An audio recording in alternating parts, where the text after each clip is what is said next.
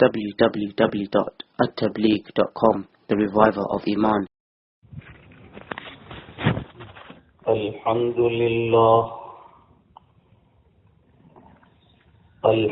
لله وكفى وسلام على عباده الذين اصطفى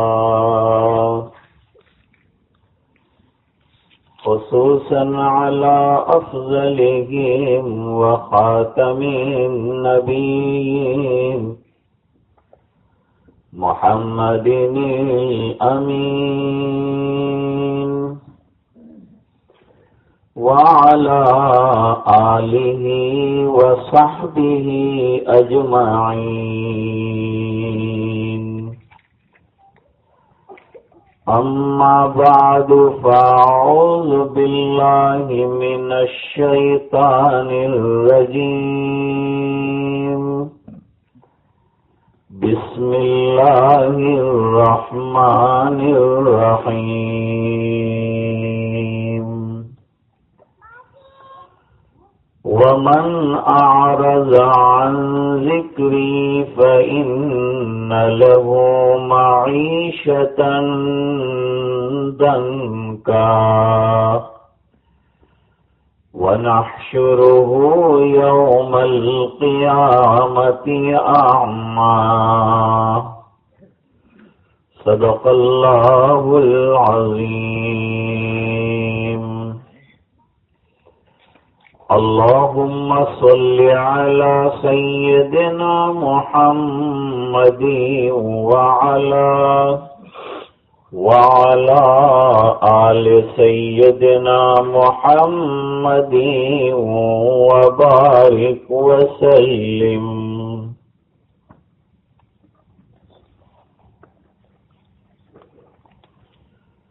بزرگوں اور دینی بھائیوں،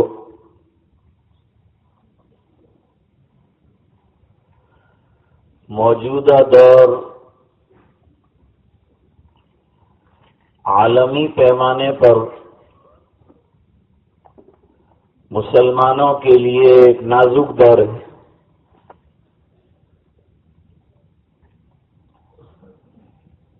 خود ہمارے ملک میں اور بیرونی ممالک کے احوال کو سامنے رکھتے ہوئے ہم یہ کہہ سکتے ہیں کہ اس وقت اسلام دشمن طاقتیں اپنی پوری قوت اور پنجہ آزمائی کے ساتھ مسلمانوں کو امتحان میں ڈالے ہوئے ہیں.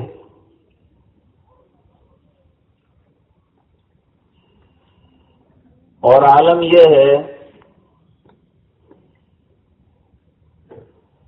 کہ مسلمان ان آزمائشوں سے گزر رہے ہیں اور اس چکی میں پس رہے ہیں.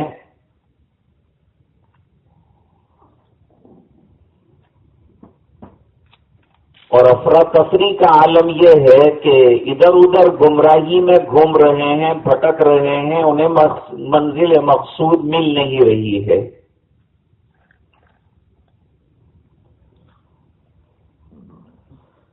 مفکر اسلام حضرت مولانا ابو الحسن علی صاحب ندوی رحمت اللہ علیہ نے ایک مرتبہ تعمیر حیات میں حالات کی نزاکت میں مسلمانوں کو کس سمت چلنا ہے اس کی نشاندہی کے لیے ایک لطیفہ لکھا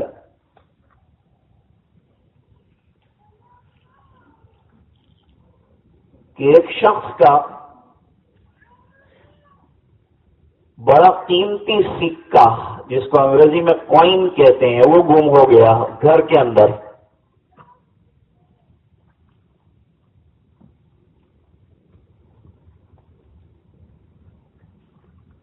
تو وہ رات کے وقت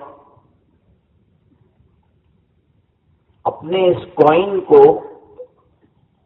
اسٹریٹ لائٹ کے اندر تلاش کر رہا تھا. تو کچھ اور لوگ بھی آئے. انہوں نے کہا کہ بھئی کیا گم ہو گیا ہے تیرا؟ تو اس نے کہا میرا کوئن گم ہو گیا ہے. لوگوں نے پوچھا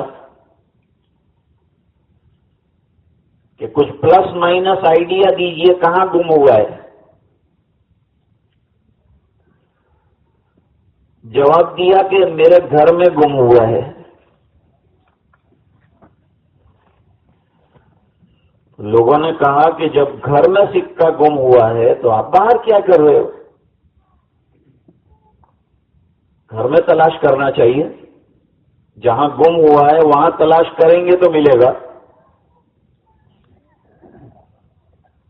تو اس نے ایک عجیب جواب دیا. اس نے کہا کہ گھر میں لائٹ ہے نہیں اور باہر لائٹ ہے. جہاں لائٹ ہے وہاں تلاش کر رہا ہوں. آج مسلمانوں کا عالم بھی تقریباً ایسا ہی ہے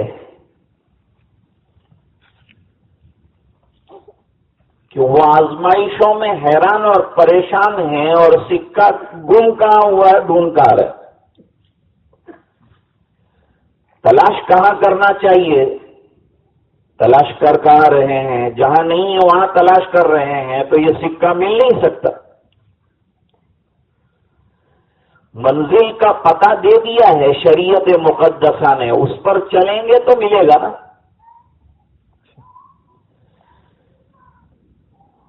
اگر ایک آدمی بمبئی جانا چاہے اور ٹکٹ احمد آباد کا لے کر ٹرین میں بیٹھے تو کتنا بھی وہ سفر کرے گا وہ بمبئی نہیں پہنچ سکتا, اس لیے کہ اس نے جو سمت اختیار کی ہے وہ غلط ہے.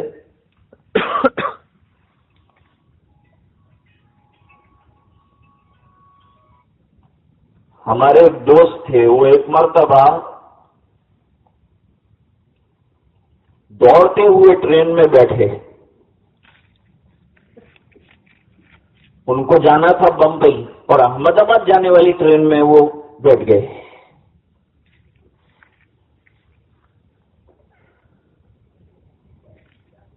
اور دونوں سلاخیں پکڑ کر دروازے کے پاس کھڑے تھے. تو ایک صاحب نے پوچھا چچا کہاں جا رہے ہیں؟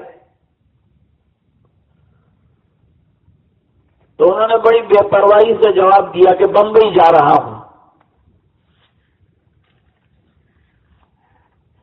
تو وہ صاحب جو پلیٹ فارم پر کھڑے تھے انہوں نے کہا کہ ٹرین تو احمد آباد جا رہی ہے. تو انہوں نے اندر سے چھلانگ لگانے کی کوشش کی. تو وہ دوست نے کہا کہ آپ چھلانگ مت لگائیے, اگلے اسٹیشن پر اتر جانا, ورنہ پھر تیسری جگہ آپ کو جانا پڑے گا اگر آپ نے چھلانگ لگا دی.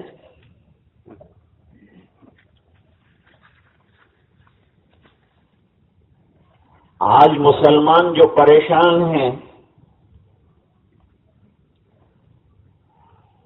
تو یہ بات تو طے سمجھو کہ حالات تو ایمان والوں پہ آنا ہے.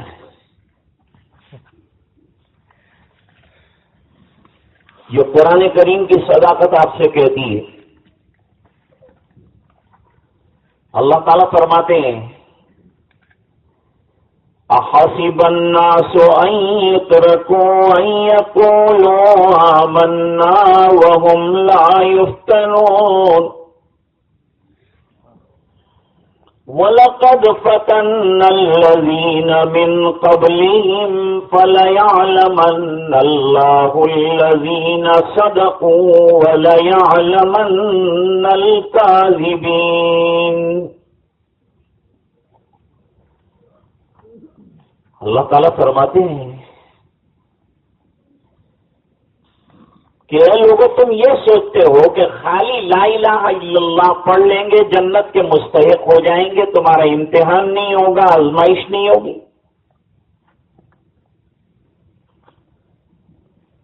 حالانکہ انبیاء کرام اللہ کے سب سے محبوب بندے ہوتے ہیں،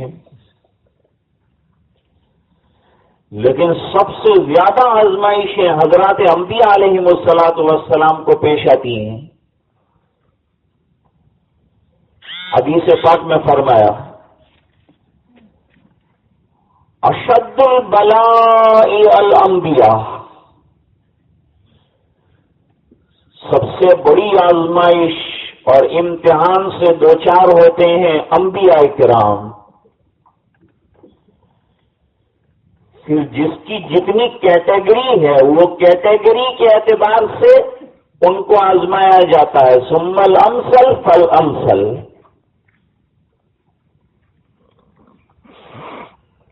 اور قرآن کریم میں آزمائش کی فہرست بیان کی کہ کون کون سے راستوں سے تم کو آزمائیں گے، اور آزمائش کے بعد ایمان پر جمنے والوں کو کیا دیں گے۔ فرمایا وبشر الصابرین الذین اذا اصابتهم مصیبہ قالوا انا للہ وانا الیہ راجعون۔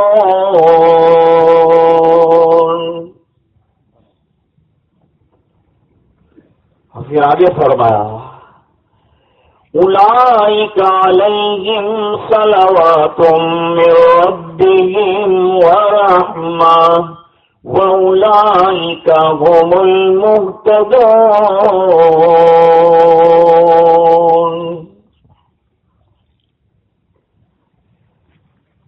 اب حدیث شریف کیا کہتی ہے؟ حضرت امام بخاری رحمۃ اللہ علیہ نے کتاب المرضى میں ایک حدیث پیش کی ہے۔ سرکار نے فرمایا من یرد اللہ بہ خیرا یصب من، اللہ جن کے ساتھ بھلائی کا ارادہ کرتے ہیں ان کو آزماتے بھی ہیں، اور آزما کر دیکھتے ہیں کہ یہ بھٹک جاتا ہے، مچل جاتا ہے، اعراض کرتا ہے، چلا جاتا ہے کہ لوٹ کر میری طرف آتا ہے۔ جو لوٹ کر اللہ کی طرف آتا ہے اللہ تعالیٰ اس کو تھام لیتے ہیں۔ ہمارے بزرگ تھے نا، وہ مثال دیا کرتے تھے، مثالوں سے بات اچھی سمجھ میں آتی ہے۔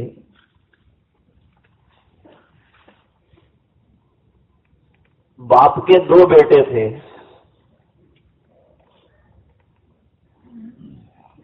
باپ کو لگی پیاس تو بڑے بیٹے سے کہا بیٹا ذرا پانی لے لینا۔ بیٹے نے کہا میں تو آپ کی قصیدہ خوانی کرتا ہوں، میں آپ کی تعریف میں بڑے بڑے قصیدے لکھتا ہوں، بس یہ کافی ہے۔ لیکن بیٹا تیرے قصیدے سے میرا پیٹ تو نہیں بھرتا۔ ہتھوڑے میں ایک مولانا تھے بہت پرانے، تنخواہ کم تھی لیکن عزت بہت تھی۔ ایک دن انہوں نے چرچا کیا گاؤں میں، دوستوں میں بیٹھے تھے،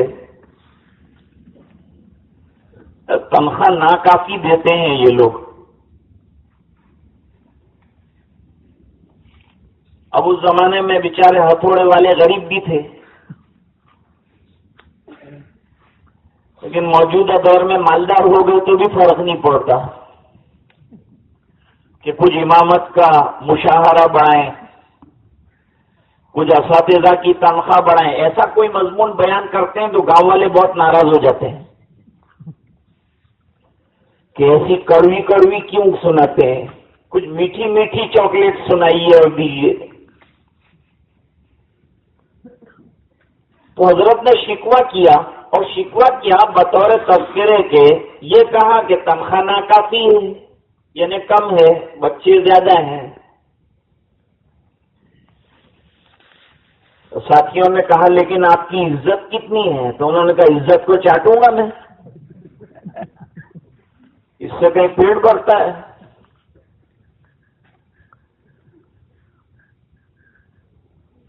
تو بھائی امتحان اور آزمائشوں کا آنا تو طے ہے، لیکن جو امتحان میں جم جاتے ہیں اللہ تعالیٰ پھر ان کو اسی طرح سے نوازتے بھی ہیں، ان کے قدموں کو جماتے ہیں، ان کی مدد کرتے ہیں، دنیا میں نوازتے ہیں، آخرت میں دیتے ہیں۔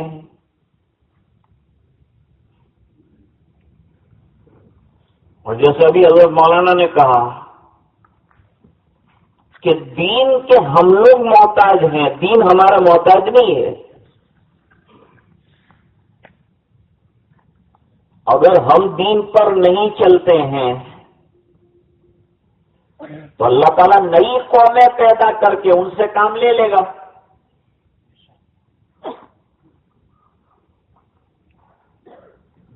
کیونکہ یہ دین کو قیامت تک چلنے کا وعدہ کیا ہے۔ حدیث پاک میں فرمایا بعثت انا والساعۃ کہاتین، مجھے اور قیامت کو یوں ساتھ بھیجا گیا ہے۔ یہ دو انگلیوں کے بیچ میں تیسری انگلی کا فاصلہ نہیں ہے۔ اس کا مطلب یہ ہے کہ میں آیا ہوں تو میرے بعد اب قیامت آ سکتی ہے، نئی شریعت نہیں آ سکتی، نئی کتاب نہیں آ سکتی، نیا نبی نہیں آ سکتا۔ کیوں نہیں آ سکتا؟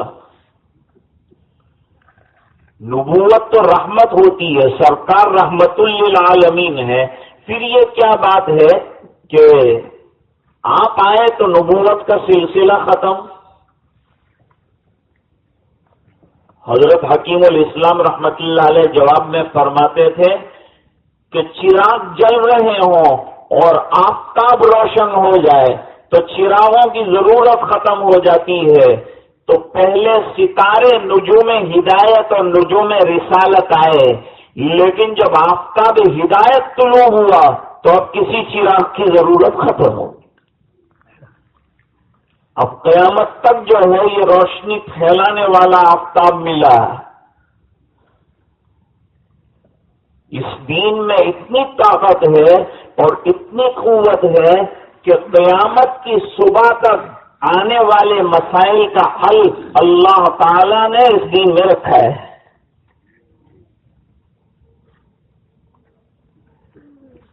اب قرآن کریم نے بڑی وضاحت کے ساتھ اعلان کیا ہے، ان تنصروا اللہ ینصرکم ویثبت اقدامکم، میں تمہاری مدد کروں گا، شرط یہ ہے کہ تم میرے دین کے مددگار بنو۔ اور یہ بھی اگر ہم دین کی مدد کر رہے ہیں تو حقیقت میں اپنی مدد کر رہے ہیں، اپنی نسلوں کی مدد کر رہے ہیں۔ میں اور آپ اگر کام نہیں کریں گے تو اللہ کے دربار میں کام کرنے والوں کی کمی نہیں ہے، نئی قومیں پیدا کریں گے، اللہ ان سے کام لیں گے۔ وَإِن تَتَوَلَّوْا يَسْتَبْدِلْ قَوْمًا غَيْرَكُمْ ثُمَّ لَا يَكُونُوا أَمْثَالَكُمْ۔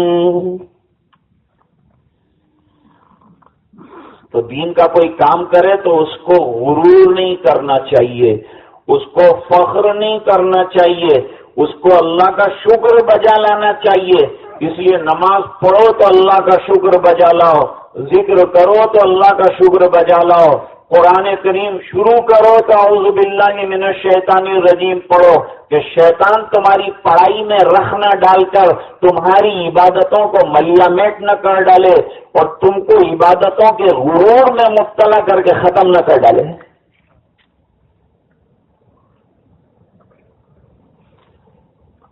آج اس کی شدید ضرورت ہے۔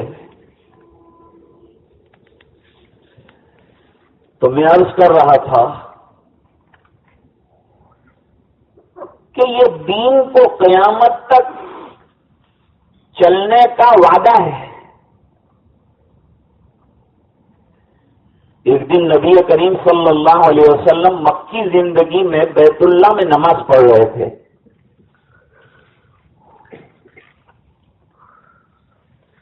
اب شرارتی جو ہوتے ہیں وہ تو، اور دشمن جو ہوتے ہیں ان کو تو موقع چاہیے کوئی نہ کوئی دشمنی نکالنے کا.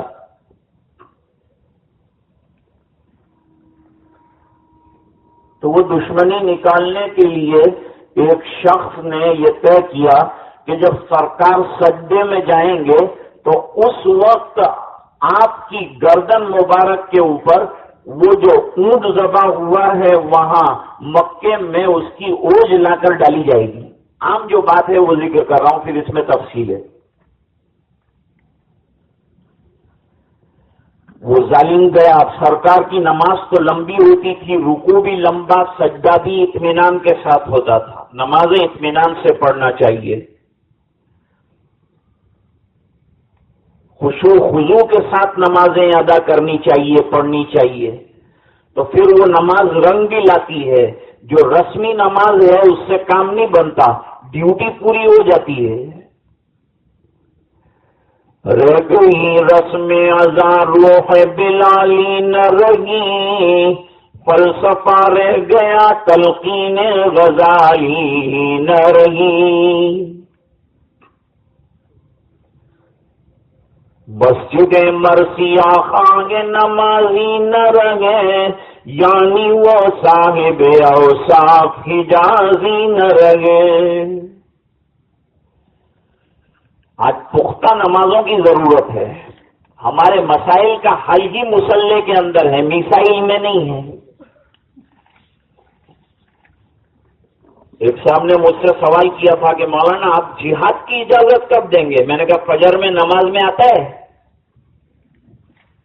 فجر کی نماز باجماعت پڑھتا ہے؟ کہا وہ تو کبھی کبھی جمعہ ہو عید ہو تو پڑھتا ہوں. میں نے کہا جو نماز قربان نہیں کر سکتا ہے وہ دین کے لیے جان کیسے قربان کرے گا؟ پہلے اپنی میٹھی نیند کو چھوڑنا تجھے گوارا ہو جائے تو پھر صحابہ کی طرح جان دینا بھی تجھے گوارا ہو جائے گا. کہ گھر کے 4 افراد کام آ جائیں تب بھی تو یوں کہے گا کہ میری جان کب جائے گی اللہ کے راستے میں، مجھے کب قبول کیا جائے گا. غزوہ احد کے موقع پر ایک صحابیہ نکلی ہیں. جیسے ہی قدم بڑھایا تو کسی نے کہا کہ تیرا تو دلارا شہید ہو گیا. اور آگے بڑھی، کسی نے کہا تیرا باپ بھی کام آ گیا. اور آگے بڑھی، کسی نے کہا تیرا بھائی بھی کام آ گیا. اور آگے بڑھی، کسی نے کہا تیرا شوہر بھی جنگ میں شہید ہو گیا.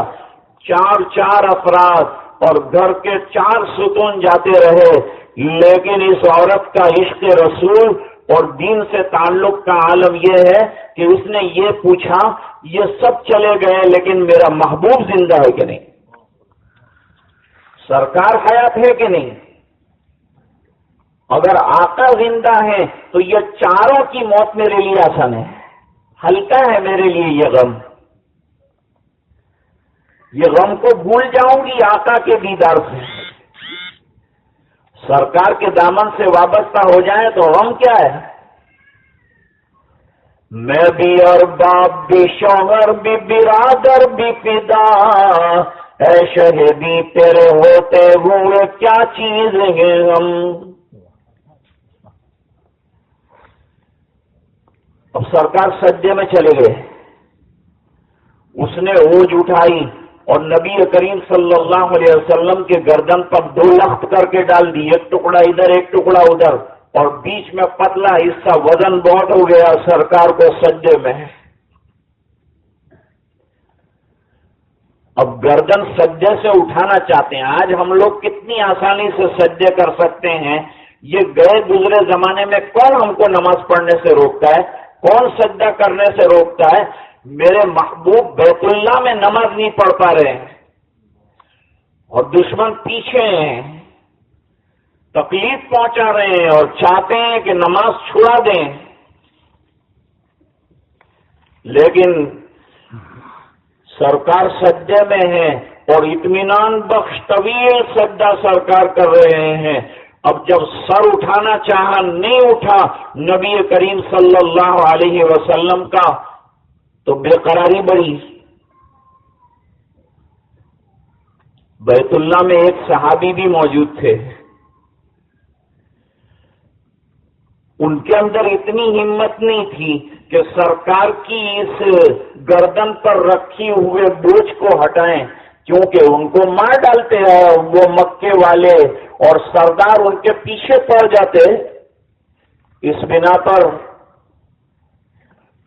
وہ دعائیں کر رہے تھے کہ اللہ گھر کا کوئی فرد آ جائے نا، اور وہ سرکار کو یہ تکلیف سے چھڑائے. ایک سجدے کا ویلیو سمجھو.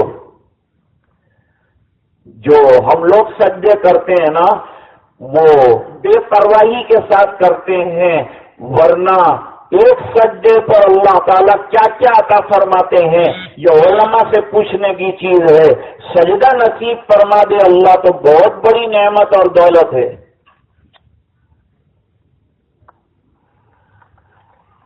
جہاں لوگ 30 کلومیٹر کا سفر طے کر کے مسجدیں تلاش کر کے جاتے ہیں، اور ہمارے گھر کے پڑوس میں مسجد ہوتی ہے. سورت میں ایک صاحب سے ملاقات ہوئی تھی، مسجد کے سامنے ان کا دروازہ تھا. نماز کے بعد ان سے ملاقات ہوئی. ان کا کہاں رہتے ہیں آپ؟ انہوں نے کہا میں سامنے رہتا ہوں. میں نے کہا آپ بڑے خوش قسمت ہیں، اللہ کے گھر کے سامنے آپ کا گھر ہے، آپ کی تو کوئی نماز جاتی نہیں ہوگی. فرمایا 28 سال کے بعد جمعہ پڑھائے گا. جب دوستو یہ عالم ہوگا کہ جس نبی نے نماز کے لیے مارے کھائی ہیں اور جس نبی نے اتنا غم نماز دینے کے لیے اٹھایا ہے، وہ قرآن جس کو بالائے طاق رکھ دیا ہے، اس کے لیے سرکار نے 23 سال وحی کی صعوبتوں کو برداشت کیا ہے. دوستو اگر ہم یہ تمام چیزوں کو بالائے طاق رکھ کر یوں سمجھیں کہ ہمارے مسائل حل ہو جائیں، مسئلے حل نہیں ہوں گے. ہمارے مسائل بھی اٹھا کے اللہ بالائے طاق رکھ دے گا، کیونکہ ہم اللہ کے احکام پر چلنا نہیں چاہتے. چلنے والوں کے یہ ڈھنگ نہیں ہوتے، چلنے والوں کا یہ طریقہ نہیں ہوتا. یہ بے قراریاں چاہیے عبادتوں کے لیے، نمازوں کے لیے، قرآن کے لیے شوق چاہیے. عرب والوں کو نہیں دیکھا آپ نے؟ جہاں وقت ملا فوراً نماز پڑھتے ہیں، جہاں وقت ملا کھول کر قرآن پڑھتے ہیں. اتنے سنگین حالات میں یہ دو نعمتوں نے ان کو بچا کے رکھا ہوا ہے. ہم مسجد میں آتے ہیں قرآن کریم نہیں پڑھتے، بیٹھے ہیں نماز نہیں پڑھتے. میں نے دیکھا ہے 4 رکعت تراویح ختم ہوئی تو جوان موبائل پر گیم کھیل رہا ہے، جبکہ وہ 20 رکعت تراویح پڑھنے کے لیے آیا ہے. 4 رکعت برداشت نہیں کر سکتا اور 20 رکعت برداشت نہیں کر سکتا. ہم چاہتے ہیں کہ حالات ختم ہو جائیں، حالات ختم نہیں ہوں گے. ہم نے حالات کو دعوت دی ہے، یہ آئیں گے.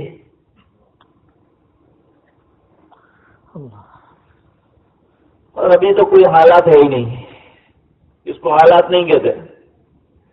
حالات نبی سے پوچھو، حالات صحابہ کرام سے پوچھو. اور حالات آئے تو کیا کرنا ہے؟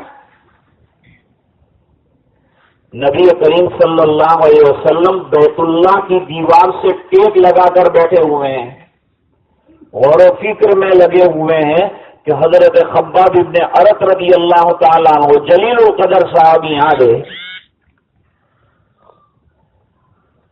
آ کر سوال کیا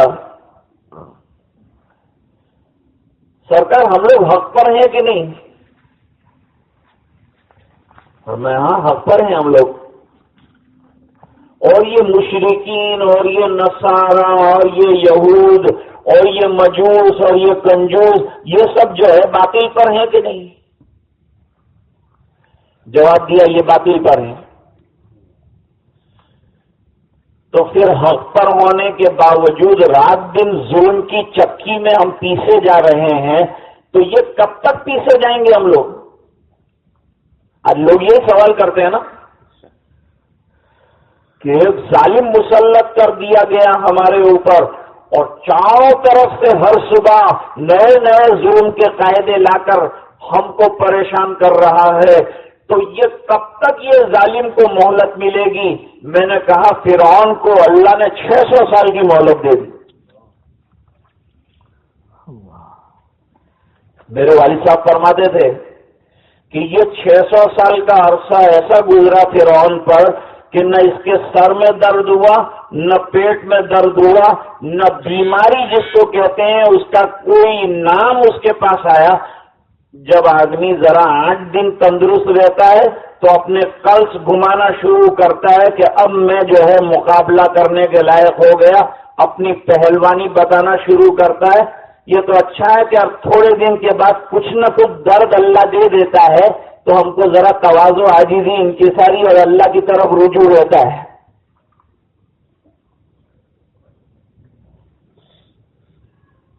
فرعون تو بڑی طاقت رکھتا تھا، بڑی حکومت رکھتا تھا، ہم تو فرعون بے سامان ہیں، ہمارے پاس تو کچھ بھی نہیں ہے۔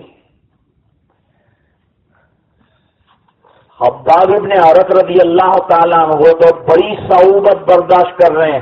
ان کی مالکن جو تھی وہ گرم لوہا، چونکہ وہ لوہار تھے، حداد تھے حضرت خباب رضی اللہ تعالیٰ عنہ، تو آگ کے اندر لوہا تپا کر جب لال ہو جاتا تو اچانک ان کی مالکن آتی تھی اور آ کر وہ لوہا جو تپتا ہوا ہوتا تھا وہ ان کے ایمان قبول کرنے کی سزا میں سر کے اوپر رکھ دیتی تھی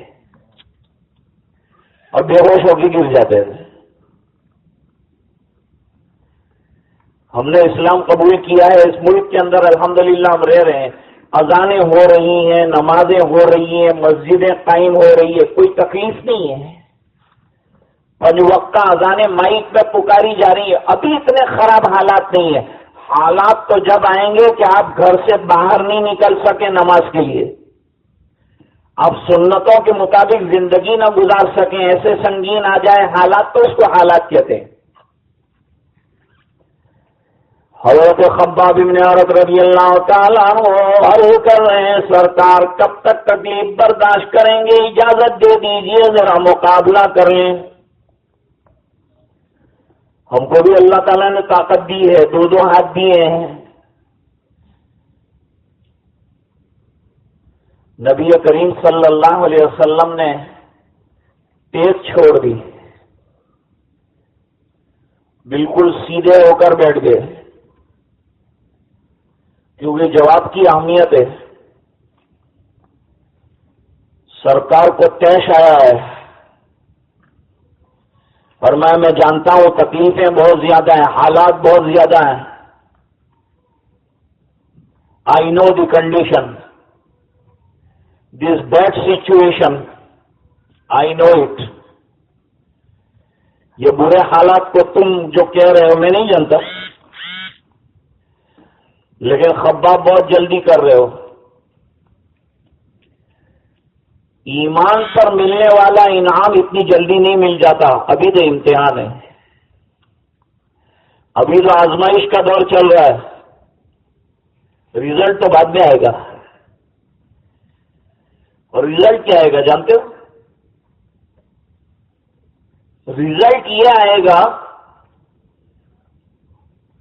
کہ صنعاء ایک جگہ ہے،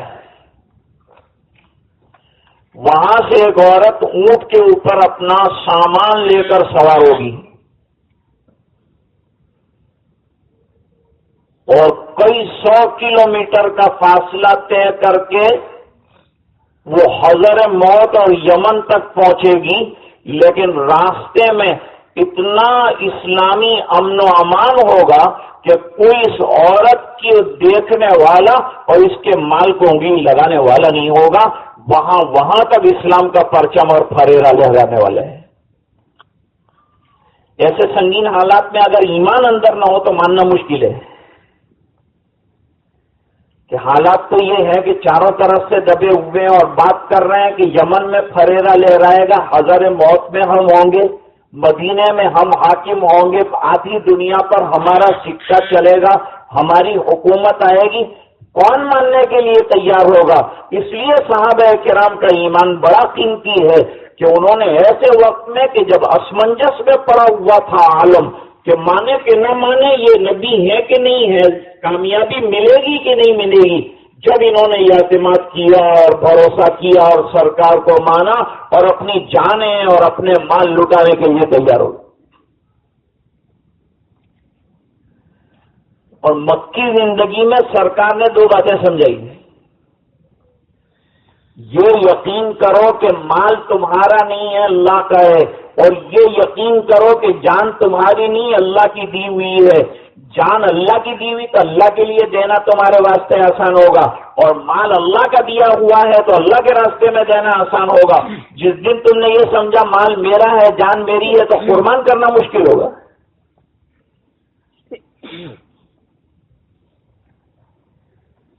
تو سرکار نے کہا یہ اچھے دن آنے والے ہیں. خراب دنوں کے اندر اچھے دن کی بات کہی، اور صحابہ کرام گواہی دیتے ہیں کہ وہ اچھے دن آ گئے، اور الحمدللہ ثم الحمدللہ لوگوں نے وہ عورت کو اس طرح سے گزرتے ہوئے دیکھ بھی لیا، اور آدھی دنیا میں پرچم اسلام کو لہراتے ہوئے دیکھ لیا، اور امن و امان کی تمام شکلوں کو دیکھ لیا.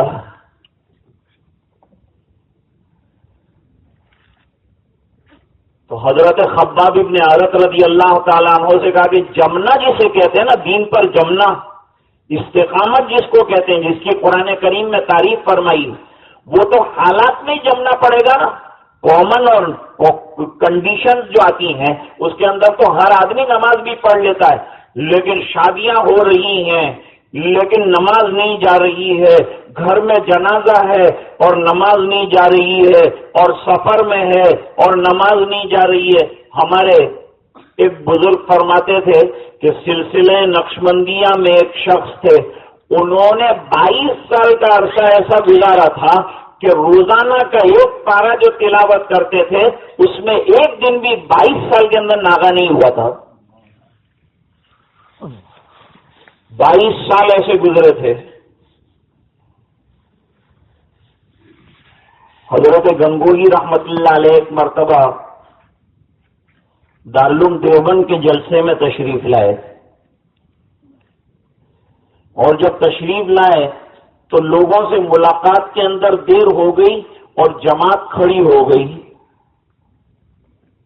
دیر سے شامل ہوئے. نماز کے بعد بڑے غمگین تھے. لوگوں نے کہا حضرت طبیعت ٹھیک نہیں آتی. فرمانے طبیعت تو ٹھیک تھی لیکن ایک چیز چھوٹ گئی، آج اس کا غم بہت زیادہ ستا رہا ہے. فرمایا کئی سالوں کے بعد آج تکبیر تحریمہ چلی گئی،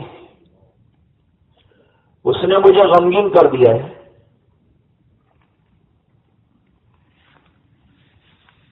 ایک صاحب بڑے نمازوں کے پابند تھے، مسجد میں آئے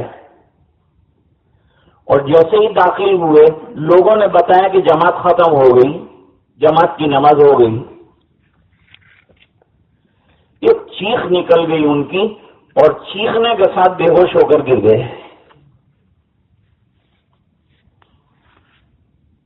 ہوش میں آئے، پانی وانی چھڑکا گیا، ہوش میں آئے. ارے حضرت کیا ہوا آپ کو؟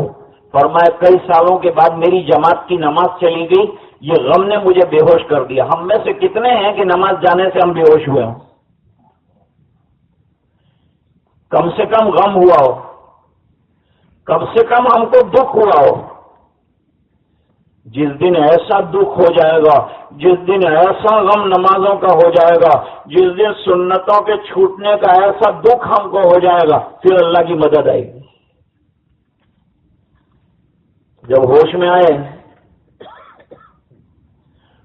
تو ایک صاحب کھڑے تھے، انہوں نے کہا کہ جماعت چھوٹنے پر جو چیخ آپ کی نکلی وہ مجھے دے دیجئے اور میری جماعت کا ثواب آپ لے لیجیے. خواب میں دیکھا سودا کرنے والے سے کوئی کہہ رہا تھا کہ تو نے بڑا سستا سودا کیا، یہ ایک آنکھ ایسی تھی کہ پوری بستی والوں پر تقسیم کی جاتی تو ان کے بھی گناہ معاف ہو جاتے۔ اللہ ہمیں نمازوں کی ایسی تڑپ عطا فرمائے۔ اور نماز کیا ہے؟ نماز تو بڑی بزرگ اور عظیم ترین عبادت ہے۔ یہ کیوں کہا جاتا ہے ہمیشہ کہ نمازوں پہ آ جاؤ، تلاوت پہ آ جاؤ، ذکر پہ آ جاؤ؟ ارے بھائی، اس پہ آیا تو پورے دین پہ آ جائے گا۔ جس کی نماز بنی اس کی زندگی بن گئی، جس کی نماز نہیں بنی اس کی زندگی نہیں بنی۔ اس کو ایک مثال سے سمجھ لو۔ مثال سے بات میں نے عرض کیا کہ سمجھ میں آتی ہے۔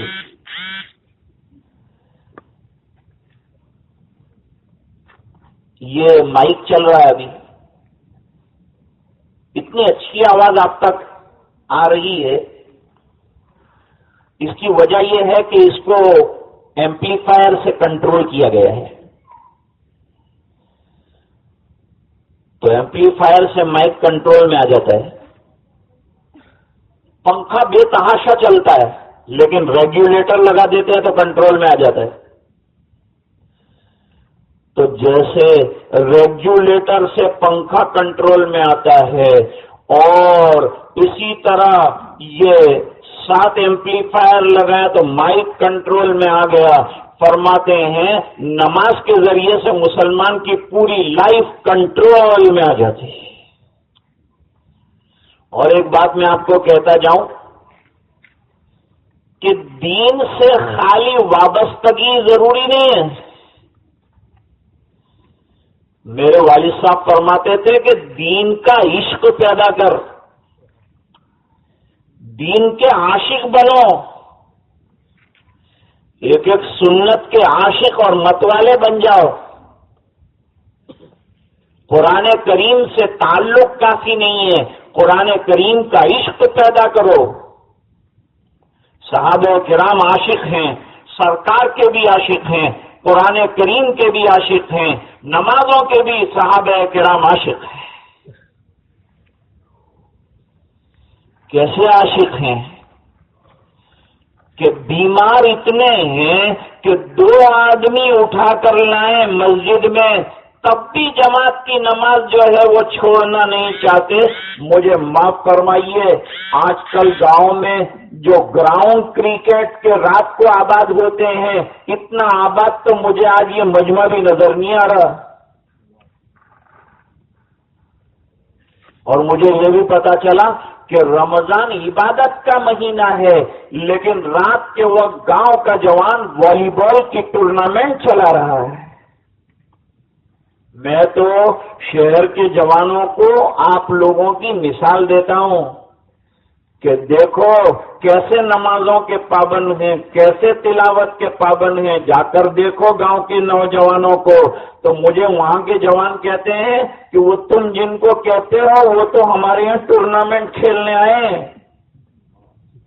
میں نہیں کہتا کہ ٹورنامنٹ مت کھیلو، لیکن نماز کو نہ چھوڑو، عبادت کو نہ چھوڑو، اور سرکار کے عشق کو اور سنتوں کو نہ چھوڑو۔ اگر آپ کہتے ہیں کہ ہم کرکٹروں کی مانیں گے تو ہاشم املہ کو دیکھو، کتنی لمبی داڑھی رکھ کر بھی کھیل رہے ہیں۔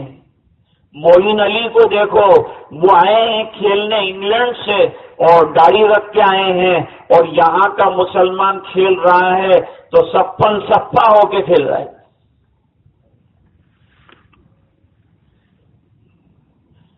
نام لیتے، میں نام نہیں لوں گا، اس کے اوپر فخر کرتے ہیں فلان خان اور فلان پٹھان، کہے گا پٹھان اور کہے گا خان۔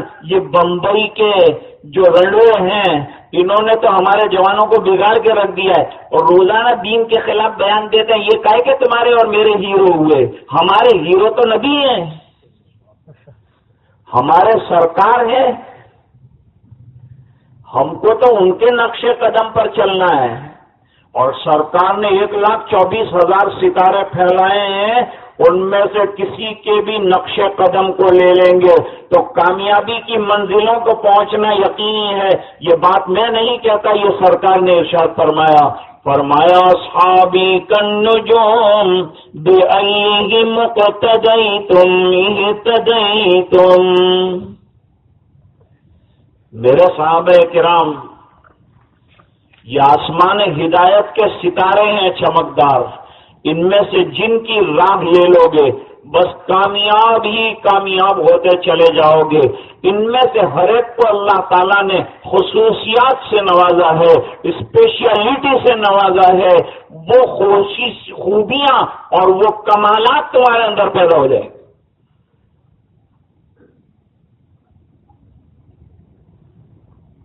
اور یاد رکھو کہ جتنے کمالات ہیں ان کا سرچشمہ سرکار کی ذات ہے، اور سرکار کو اگر کمالات ملے ہیں تو مبدأ فیاض سے ملے ہیں، اللہ کے دربار سے ملے ہیں۔ سرکار کا کمال کیا ہے؟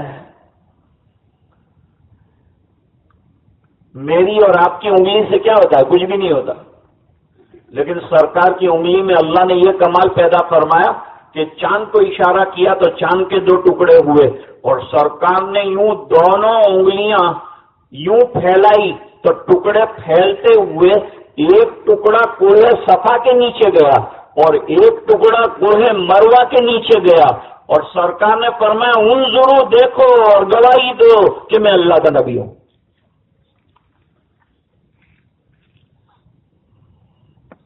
ہم اور آپ بیٹھے ہوں اور ذرا تیسرے آدمی کو انگلی کریں گے تو لڑائی شروع ہوگی، کیا میں مانگڑی ہوں کر جھگڑا ہو جائے، لیکن میرے سرکار کی انگلی کے اشارے پر جھگڑے ختم ہوتے ہیں۔ مسجد نبوی شریف میں کعب بن مالک رضی اللہ تعالیٰ عنہ نماز پڑھ کر نکل رہے تھے، ایک اور صحابی کا قرضہ باقی تھا۔ اب صحابہ کرام کے معاملات بہت صاف ستھرے ہوتے ہیں، ہم لوگوں کے معاملات بہت گڑبڑیے ہوتے ہیں۔ ہم لوگوں کا عالم یہ ہے کہ لینا تو بہت اچھی طرح جانتے ہیں لیکن دیتے وقت بھول بہت جاتے ہیں، ہمارا حافظہ کمزور ہو جاتا ہے، یاد دلانا پڑتا ہے کہ ہاں تمہارے پیسے باقی، ہاں کہ میں تو بالکل بھول ہی گیا تھا، یاد دلانا پڑتا ہے۔ قرآن کریم نے کہا کہ اپنے عہد و پیمان کو برابر یاد رکھو، اوفو بالعقود، عہد و پیمان یاد رکھو۔ عہد و پیمان تم پیدا ہوئے تھے تو عہد الستو میں کیا تھا کہ رب کے علاوہ عبادت نہیں کریں گے، اس کو بھی تم بھول گئے کہ نبیوں کا سلسلہ اللہ نے بھیجا، اور دنیا میں عہد و پیمان کرتے ہیں 1-2 مہینے کے اندر بھول جاتے ہیں کیا کہا تھا اور کیا کہا تھا، کچھ سب بھول جاتے۔ سرکار کو وہ مشرک نے کہا تھا ٹھہر جانا میں ابھی آتا ہوں، تو سرکار 3 دن وہیں ٹھہرے رہے۔ فرمایا وَأَوْفُوا بِالْعَهْدِ إِنَّ الْعَهْدَ كَانَ مَسْئُولًا۔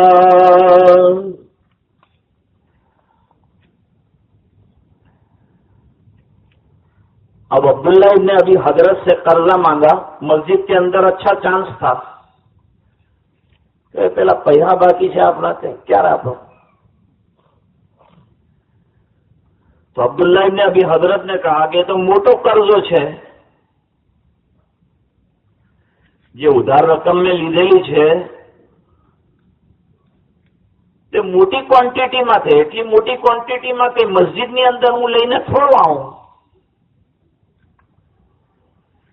એ રકમ હોય બી મારી પાસે તો ઘરે હોય, મોકો જોઈને તમને ચૂકવી દઈશ, એક એક પાઈ તમારી ચૂકવવાની મારી જવાબદારી, जिम्मेदारी मेरी। सहाबा है ना, वादे के सच्चे हैं, हर सहाबी सच्चा है, प्रॉमिस जो करते हैं पूरी करके देते हैं, सरकार के मतवाले हैं, नबी करीम सल्लल्लाहु अलैहि वसल्लम के तरबियत याफ्ता हैं।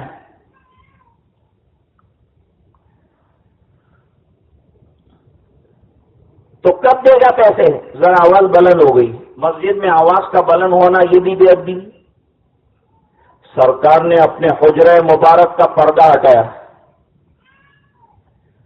1 मिनट गौर से सुना और सरकार को सब बात समझ में आ गई। काब इब्न मालिक को पुकारा, या काब, ए काब इधर देखो। काब इब्न मालिक ने घबरा कर देखा, सरकार आपने सुन लिया हमारा ये झगड़ा?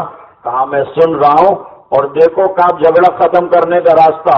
एक उंगली जो है उठाई, दूसरी उंगली जो है दूसरे हाथ की उसके ऊपर आड़ी करके यूं इशारा किया, आधा कर्जा ले लो आधा माफ कर दो।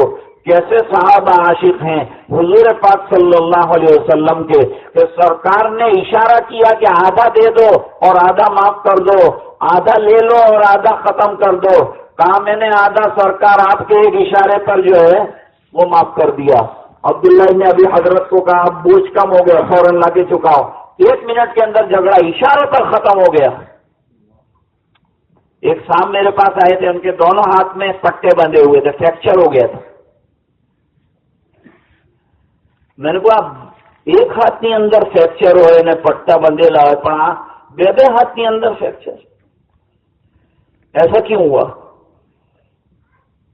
कि 2 आदमी लड़ रहे थे, पाइप लेकर एक दूसरे को मार रहे थे, तो मैं छुड़ाने गया तो एक पाइप उसका लग गया, एक उसका लग गया, नतीजतन 2 हाथ में फ्रैक्चर।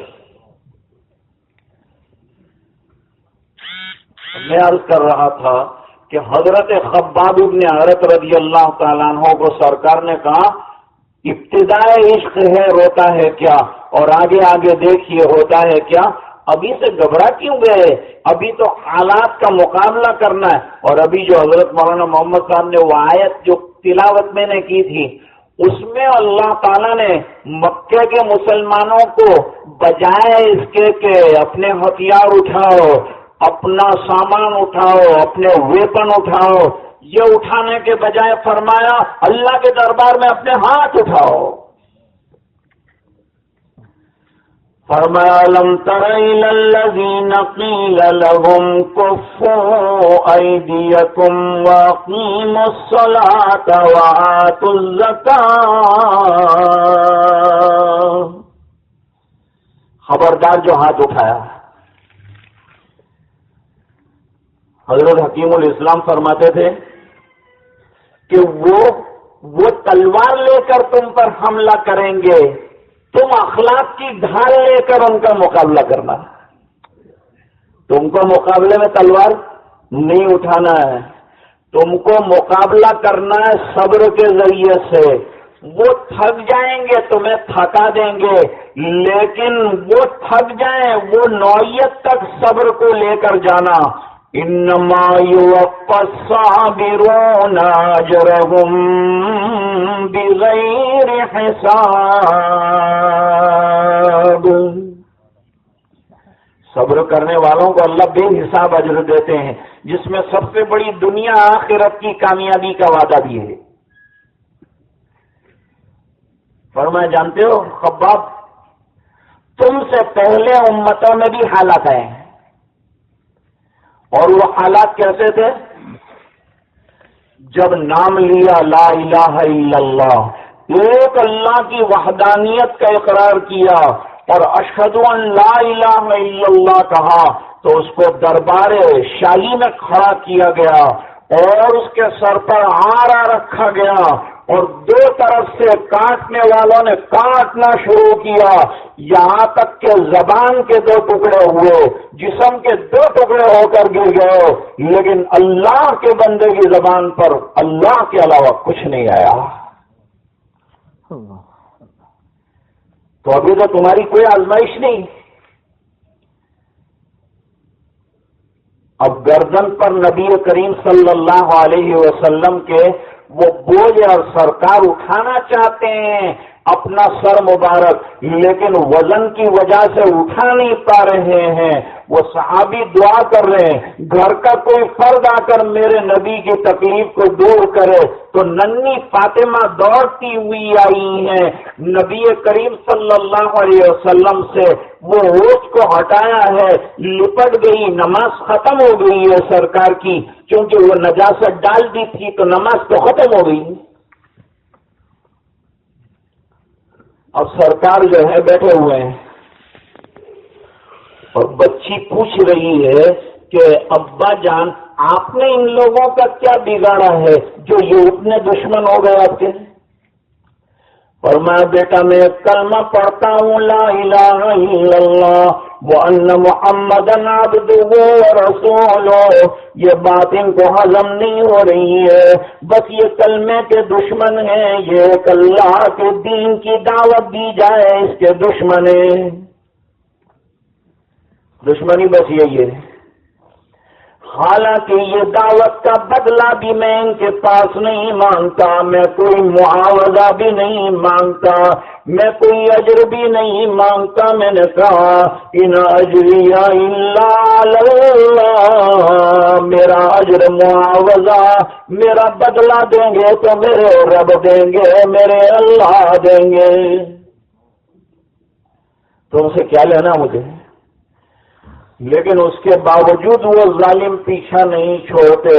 تو ابا کیا بنے گا اور ابا کیا ہوگا؟ اتنی دشمنی، آپ چاہتے ہیں کہ یہ کامیاب ہو جائے لیکن یہ خود نہیں چاہتے کہ کامیاب ہو جائیں، یہ جا رہے ہیں جہنم کی طرف اور آپ بلا رہے ہیں جنت کی طرف۔ ابا تو یہ دین کا کیا بنے گا اور اس طرح کب تک چلے گا؟ نبی کریم صلی اللہ علیہ وسلم نے فرمایا دین چلتا رہے گا، جمتا رہے گا، پورے مکے میں صدا گونج کے رہے گی، مدینے میں گونج کے رہے گی، یہاں تک کہ عالم یہ ہوگا کہ دنیا کے ہر کچے پکے گھر میں یہ دین کا تیرے ابا کا چرچا ہو جائے گا۔ جب تک یہ چرچا نہیں ہو جائے گا یہ دین ختم ہونے کا نہیں ہے۔ اس سے پتہ چلا کہ دین تو ہمیشہ کے لیے آیا ہے، اگر ہم کام نہیں کرتے تو ہمیں ہٹا دیا جائے گا، اور گرتے پڑتے ٹوٹا پھوٹا کام اگر ہم کر لیتے ہیں اللہ تعالیٰ مدد فرما دیں گے، اور وہ ٹوٹے ہوئے میں اپنی طرف سے جو ضرورت ہے ریپیئرنگ کی وہ بھی کر دیں گے، اور اچھا اجر لکھ کر اللہ تعالیٰ امت کو نواز دیں گے۔ تو میں ایک مثال دے رہا تھا آپ کو کہ دو بیٹے تھے، ایک بڑے بیٹے سے ابا جان نے کہا مجھے پیاس لگی ہے، بیٹا پانی پلا دے، تو بیٹے نے کہا میں نے اتنی نعت خوانی کی، آپ کے اتنے قصیدے پڑھے، یہ کم ہے آپ کی پیاس بجھنے کے لیے کہ میں دور جا کر آپ کے لیے پانی بھی لاؤں اور آپ کو پانی بھی پلاؤں؟ یہ ضروری نہیں ہے، بس میرے قصیدے دیکھتے رہیے آپ۔ ایک تو وہ ہے جو قصیدوں پہ قصیدے پڑھ رہا ہے بیٹا ہے،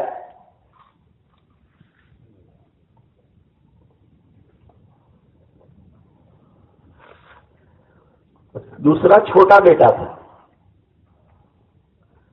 تو نانا دیکرا نے پتا جی کہیوں کہ دیکرا موٹا بھائی تو لاتا نہیں پانی، تو لے آؤ۔ وہ بچہ گلاس لے کے دوڑا، گلاس لے کے دوڑا، اور جہاں پانی تھا وہاں سے پانی بھرا اور جلدی جلدی ابا جان کے پاس لانے کے لیے وہ آ رہا تھا کہ اچانک راستے کے اندر اس کا پیر پھسل گیا۔ ابا دیکھ رہے ہیں گلاس گر گیا، ابا کو پانی نہیں ملا اور وہ گلاس ٹوٹ گیا، شیشے کا تھا، گلاس ٹوٹ گیا، اور ابا جان دور سے بیٹھے ہوئے ہیں، بیٹے کو دیکھا تو پیارا باپ پیارے بچے کے لیے کیا کرے گا؟ مہربان باپ اپنی جگہ سے اٹھا، وہ کانچ ہٹائے اور بیٹے کو گلے سے لگا دیا۔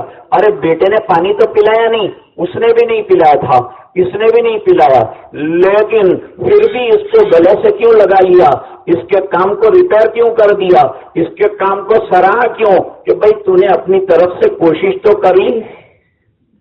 ہم اپنی طرف سے دین میں محنت تو کر لیں، جتنا ہم کو کرنا ہے اتنا تو کر لیں، جتنا کرنے کو کہا گیا ہے وہ تو انجام دے دے، باقی کی جو کمی رہ جائے گی وہ میرا پروردگار مہربان ہے اس کو پورا کر دے گا، جو کوتاہیاں رہ جائیں گی اللہ معاف کر دیں گے، لیکن چلنا تو شروع کرو اللہ کے بندے، اللہ کی طرف ففروا الی اللہ کا منظر کو پیش کرو اللہ کے دربار میں۔ میں نے جو آیت کریمہ آپ کے سامنے پڑھی اس میں اللہ نے عجیب بات بیان کر دی. اللہ فرماتے ہیں، اور میں انشاءاللہ بات ختم کر دوں، وَمَنْ أَعْرَضَ عَنْ ذِكْرِي فَإِنَّ لَهُ مَعِيشَةً ضَنْكًا. بہت بڑی بات ہے. جو میری یاد سے اعراض کرے گا. ذکر کے ایک معنی یاد الہی بھی ہے، اور ذکر کے ایک معنی قرآن بھی ہے. اور ظاہری بات ہے کہ قرآن سے اعراض یعنی اللہ کے احکام سے اعراض. تو جو اللہ کے احکام سے اعراض کرے گا، جو ذکر اللہ سے اعراض کرے گا، اللہ فرماتے ہیں تمام آسانیوں کے بیچ میں، مال و دولت کے ذخیروں کے بیچ میں، حکومت کے بیچ میں، آسائش اور آرام کے نقشوں کے بیچ میں تمہیں تنگ کر کے رکھ دوں گا. آج ہم لوگ تنگ ہیں کہ نہیں؟ کوئی مال کی کمی نہیں ہے. یہ بات الگ ہے کہ مال تھا اور بیکار ہو گیا. نوٹیں تھی لیکن کچھ کام کی نہیں رہی. کروڑ پتی تھا، روڑ پتی ہو کے رہ گیا. کاغذ کے ٹکڑوں میں جو ہے وہ نوٹیں تبدیل ہو گئی. اللہ بتاتے ہیں میں چاہوں تو تیرا مال کام آئے، میں نہ چاہوں تو تیرا مال ہو کے بھی تیرے کو کام نہ ہے. ٹرین اسٹیشن کے اوپر سے گزر رہی ہے اور ایک آدمی ٹرین میں بیٹھا ہوا ہے، اس کو چائے پینے کی طلب بہت ہے، اور سامنے پلیٹ فارم گزر رہا ہے. جیب کے اندر پیسے ہیں، پلیٹ فارم پر چائے بھر بھر کر جو ہے وہ پلائی جا رہی ہے، اور یہ بے قرار ہے، نوٹیں نکال کے رکھی ہے کہ میں چائے پی لوں، لیکن چائے نہیں پی سکتا. کیوں؟ اللہ بتاتے ہیں تو مت سمجھنا کہ مال سے سب کام بن جائیں گے.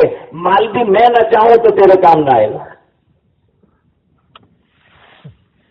میں تو کہا کرتا ہوں نوٹ بند کیا تو اچھا کیا، لیکن ذرا تدریج سے کرتے نا، اسٹیپ بائی اسٹیپ کرتے. جیسے کہ میرے نبی نے شراب کی حرمت کو بیان کیا تو اسٹیپ بائی اسٹیپ کیا ہے تاکہ لوگوں پر بوجھ نہ پڑے، عوام الناس پریشان نہ ہو جائے. سرکار والی مدینہ ہے، اس بنا پر حضور پاک صلی اللہ علیہ وسلم چاہتے کہ مدینے کے جتنے پیمانے تھے وہ تمام پیمانوں کو کینسل کر دیتے، اس بنا پر کہ مدینے کے پیمانے چھوٹے تھے اور دوسری جگہ کے پیمانے اور ناپ جو ہے وہ بڑے تھے. کئی مرتبہ سرکار کے دربار میں یہ درخواست کی گئی. حضور نے فرمایا میں برکت کی دعا کروں گا، ایک دم چینج کرنے سے پوری بستی والے پریشان ہو جائیں گے. تو رعایت کی رعایت اور خیال رکھنا. معلوم ہوا کہ آج ہماری پریشانیاں اور حالات کی اصلی وجہ یہ ہے کہ رجوع اللہ ہم نہیں کر رہے ہیں. ہم سب کر رہے ہیں، لیکن جہاں تلاش کرنا چاہیے ہماری بیماری کا جو علاج ہے، وہ تسکین قلب کا جو سامان ہے وہ ہم نہیں کر رہے ہیں، اور وہ ہے اللہ کی یاد اور وہ ہے اللہ کا ذکر.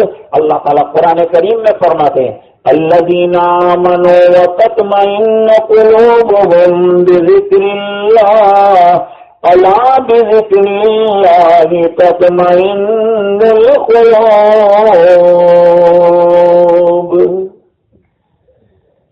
ڈنکے کی چوٹ پر یہ بات کہی جا رہی ہے کہ جو ذکر کے اندر اطمینان ہے، جو اللہ کا نام لینے کے اندر اطمینان ہے، وہ نہ مال کے اندر حاصل ہو سکتا ہے، نہ منال کے اندر حاصل ہو سکتا ہے، نہ وہ بڑے بڑے محلات کے اندر حاصل ہو سکتا ہے. وہ تو ٹوٹی ہوئی چٹائی پر بیٹھے ہوئے اللہ والوں سے پوچھو کہ اللہ اللہ کہنے میں اللہ نے کیا لطف رکھا ہے. نہ دنیا سے، نہ دولت سے، نہ گھر آباد کرنے سے تسلی دل کو ملتی ہے خدا کو یاد کرنے سے. تو حکم یہ تھا کہ تھوڑی دیر ذکر بھی کیا جائے. اب دو بڑے بزرگان دین موجود ہیں. ایک تو ہمارے ابن الاستاذ حضرت مولانا محمد صاحب عمرواڑی مدذ اللہ العالی، ایک تو یہ ہیں، ہم چاہتے تھے کہ ان سے استفادہ کریں. میں نے کہا میں تو لوکل آدمی ہوں، آتا جاتا رہتا ہوں، اور مجھ سے آپ واقف بھی ہیں مجھ گناہگار سے، میرے تعارف کی تو چندان ضرورت ہی نہیں. اصل میں یہ حضرات جو ہیں ان سے استفادہ کرنا تھا. یہ وہاں خوشبو پھیلا رہے ہیں تو ان کے علم کی خوشبو سے ہم بھی استفادہ کرتے. آج یہاں جو حاضری ہوئی وہ ہمارے استاد محترم، اب جو میرے اساتذہ کرام باقی ہیں، چند باقی ہیں، ان میں سر فہرست اگر ہیں تو حضرت مولانا محمد یوسف صاحب دامت برکاتہم العالیہ، جو حضرت مولانا محمد صاحب کے والد محترم ہیں. جب بھی میں جاتا ہوں تو پہلے یہ پوچھتے ہیں کہ عمر واڑا گئے تھے کہ نہیں. اتنا دور رہ کر بھی وطن کے ساتھ اتنی محبت ہے، اور خالی محبت نہیں ہے، فکر بھی ہے کہ برادران وطن کو دین کی باتیں پہنچتی رہیں اور دینی انقلاب جو ہے ان کے اندر آتا رہے، جوانوں کی زندگیاں بنتی رہیں. پھر مزید برآں ہمارے حضرت مفتی ابراہیم صاحب یہ جہاں تشریف رکھتے ہیں وہاں کتابوں کے ڈھیر میں ان کو تلاش کرنا مشکل ہے. یہاں بھی کتاب، وہاں بھی کتاب، میرے کو تو ڈھونڈنا پڑتا ہے کہ یہ کتاب کے بیچ میں حضرت کہاں ہے. تو اللہ تعالیٰ نے ان کو کتابوں کا مطالعے کا بڑا جذبہ عطا فرمایا، اور جب بھی جہاں بھی کام کیا انقلابی طور پر کام کیا اور کر رہے ہیں الحمدللہ. اللہ تعالیٰ ان کے سائے کو تادیر باقی رکھے، اور ان کے علوم سے وہاں جو فیض پہنچ رہا ہے اللہ تعالیٰ اس سلسلے کو بھی دراز اور جاری رکھے، اور ہمارے استاد محترم کی عمر میں بھی اللہ تعالیٰ بے حد برکتیں عطا فرمائے، اور ان کے سائے عاطفت کو امت پر. اصل میں ہمیں اس وقت ضرورت ہے اہل اللہ کے سایوں کی اور ان کے ہاتھوں کی، کہ وہ ہمارے سروں پر رہے. بہت پریشان ہے امت، اور ان بزرگوں کے ہاتھ اٹھتے ہیں تو ہم کو کچھ ہنسنا بھی نصیب ہوتا ہے، اور ہم کو کچھ جو ہے دنیا میں جینا بھی نصیب ہوتا ہے. ورنہ حالات اتنے سنگین ہیں کہ روتے روتے پار نہ آتی. لیکن رات کو یہ اللہ والے ہوتے ہیں تو اللہ تعالیٰ ہمیں دن کو ہنسنا نصیب کر دیتے ہیں. اللہ بس تو اب سے تھوڑی دیر تک انشاءاللہ مجھے حکم دیا مولانا نے کہ ذکر بھی کیا جائے، تو لا الہ الا اللہ کا ورد کریں گے. یہ بھی خلاف معمول ہے. میرا معمول ہے مسجد میں ذکر کرنا، لیکن میرے استاد کا آرڈر آ جانے کے بعد حکم المعمور و معذور اور حکم فوق الادب، اس بنا پر تھوڑی دیر کے لیے ہم لا الہ الا اللہ کا ورد کریں گے. پھر انشاءاللہ ان بزرگوں سے درخواست کریں گے کہ دعا کریں. دیکھیے لا الہ الا اللہ کا ورد ہے یہ، اور یہ سبھی کریں گے. آپ لوگ سب میرا ساتھ دیں گے. تھوڑا سا جہرن جو ہے وہ ذکر کریں گے. جہر کے معنی زور سے ذکر کرنا، تو ذرا زور سے ذکر کریں گے تاکہ ہمارا جو دل اندر بالکل یخ یعنی برف کی طرح جم گیا ہے، ذرا اس میں حرکت پیدا ہو جائے، ذرا اس میں بیداری جو ہے وہ آ جائے، ذرا اس میں زندگی پیدا ہو جائے. اس بنا پر تھوڑی دیر کے لیے آپ میرا ساتھ دیں، اور جب محمد الرسول اللہ کہا جائے تو یہ ذکر انشاءاللہ اس وقت تک کے لیے ختم ہو جائے گا، ورنہ ذکر زندگی کی آخری سانس تک کرنے کی چیز ہے. تیرے سوا معبود حقیقی کوئی نہیں ہے، کوئی نہیں، اور تیرے سوا مسجود حقیقی کوئی نہیں ہے، کوئی نہیں، اور تیرے سوا موجود حقیقی کوئی نہیں ہے، کوئی نہیں،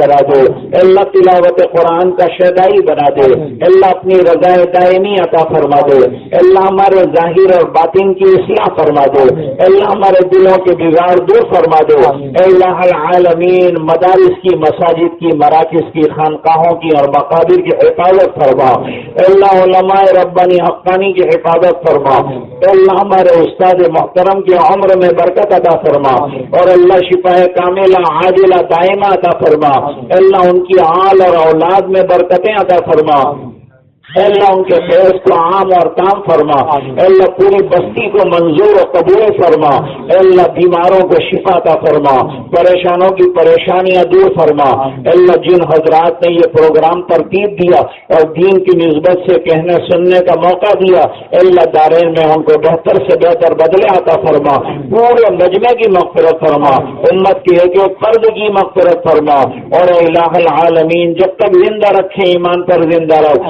جب دنیا سے جانے کا وقت ہو اللہ ایمان والی موت عطا فرما، اے اللہ یہ دعائیں اپنے فضل و کرم حبیب پاک صلی اللہ علیہ وسلم کے صدقے میں منظور اور قبول فرما، سبحان ربک رب العزت عما یصفون، سلام علی المرسلین والحمد للہ رب العالمین برحمتک یا ارحم الراحمین۔